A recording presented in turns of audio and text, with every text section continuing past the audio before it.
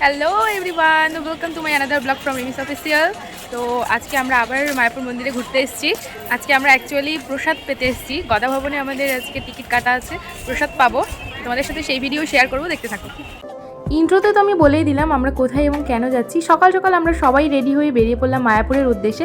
তার আগে আমরা একটা ছোট্ট করে ব্রেকফাস্ট করে নিয়েছিলাম নবদ্বীপের সবচেয়ে বড় দোকান, মিষ্টির দোকান। সেখান থেকে আমরা খেয়েছিলাম পুরি, আলুর দম আর ছোলার ডাল। খুব ভালো ছিল, খুব টেস্টি ছিল। তারপর নৌকো করে আমরা পৌঁছে গেলাম মায়াপুরে। এই দেখো মায়াপুরে এসে দেখো সবগুলো ফটো তুলতে লেগে পড়েছে। আমি কিন্তু ফটো তুলিনি, আমি জাস্ট ভিডিও ক্লিপস নিয়েছি।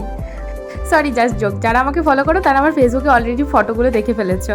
তো যাই হোক, মায়াপুরে আসার উদ্দেশ্য সেদিন ছিল আমাদের প্রসাদ পাওয়া। আমাদের গদা ভবনের টিকিট কাটা ছিল, আমি বললামই।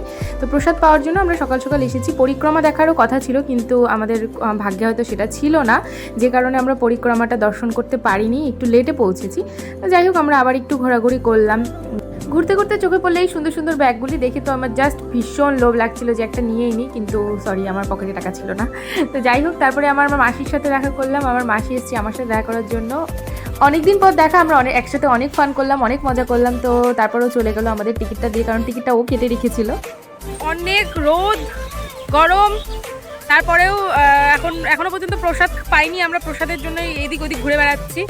আর সত্যি কথা বলতে এখানে যেখানে যাচ্ছি সব দিকেই রোদ। এই একটা গাছের তলা পেলাম ছায়া, একটু এখানে একটু রেস্ট করব, তারপর প্রসাদ পেতে যাব।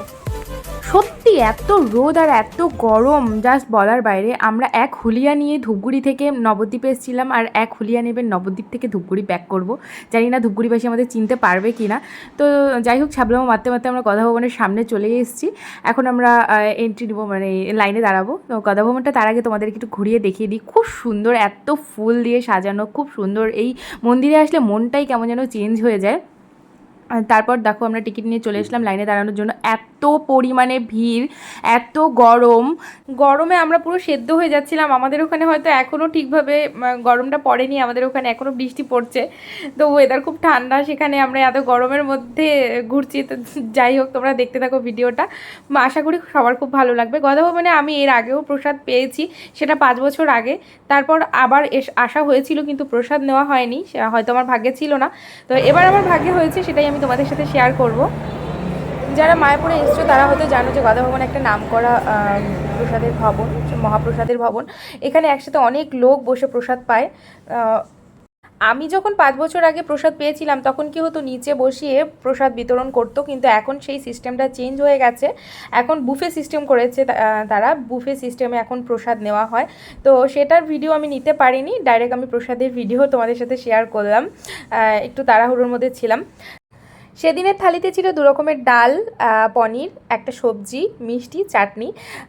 আমরা তো খুব তৃপ্তি করে প্রসাদ পেয়েছি। সত্যি ভগবানের প্রসাদ খুব ভাগ্য করেই জোটে, আমি এটা মনে করি। তো সেদিনের আমার কপালে জুটেছিল, তো আমি খুব আনন্দ করে প্রসাদ নিয়েছি।